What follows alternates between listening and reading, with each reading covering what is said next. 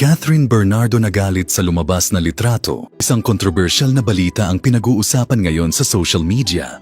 Si Catherine Bernardo ay naglabas ng saloobin kaugnay sa isang litrato na kumalat online. Kamailan lang ay nagtrending ang isang litrato ni Catherine Bernardo na kuha mula sa isang pribadong event. Ayon sa mga ulat, ang event ay para lamang sa malalapit niyang kaibigan at pamilya.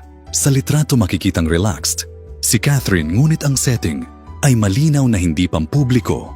Ang larawan ay mabilis na kumalat sa social media platforms tulad ng Facebook, Instagram at Twitter.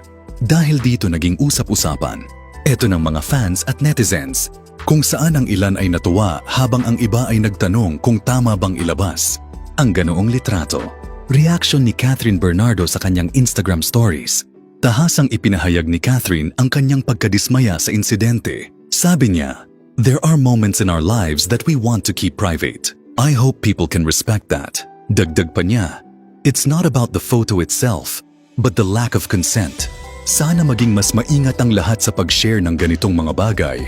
Isang makahulugang pahayag na umani ng suporta mula sa kanyang mga tagahanga. Siyempre, hindi rin nagpahuli si Daniel Padilla sa pagbibigay ng suporta kay Catherine. Sa isang interview, sinabi niya na, "Nakakalungkot lang na may mga bagay na dapat pribado pero hindi na irerespeto. Catherine deserves her privacy and I hope people understand that." Dagdag pa ni Daniel, "I'm always here for her." Alam kong malalampasan din namin ito. Isang simpleng pahayag pero ramdam ang pagmamahal at suporta niya kay Catherine. Bumaha ng suporta mula sa mga tagahanga ni Catherine.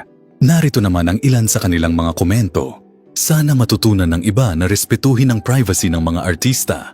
Tao rin sila. We stand with Catherine. She deserves respect and privacy. Hindi lahat ng bagay kailangang i-post.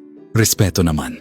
May mga paalala rin ang ilan sa mga netizens tungkol sa responsableng paggamit ng social media.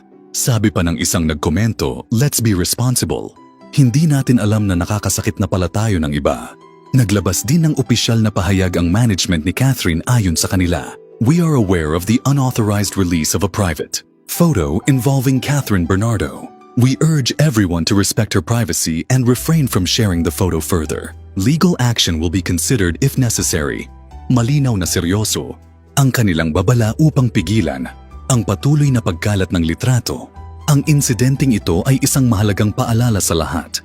Bagamat public figures ang mga artista tulad ni Catherine, may karapatan pa rin silang panatilihin ang ilang bahagi ng kanilang buhay na pribado.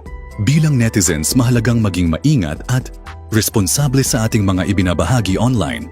Ang isyong ito ay hindi lamang tungkol kay Catherine Bernardo, kundi tungkol din sa respeto sa privacy ng bawat isa. Lalo na sa digital age ngayon, patuloy nating suportahan si Catherine Bernardo